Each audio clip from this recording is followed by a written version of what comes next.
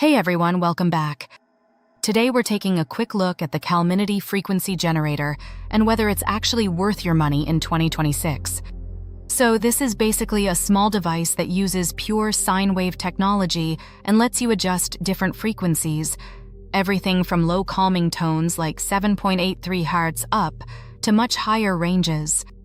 The idea is that it helps with relaxation, sleep, and general wellness. Now, in real-world use, a lot of people, myself included, find it does feel calming, especially before bed. It's simple to use and pretty portable, which is a big plus. But there are downsides. First, the price isn't exactly cheap, sitting around $60 to $120. Second, shipping can be slow. Some users report waiting weeks. And most importantly, while it may help you relax, the stronger medical claims around healing or pain relief aren't really backed by solid clinical evidence. So my honest take? It's worth it if you already like sound therapy or struggle with sleep. But don't expect miracles.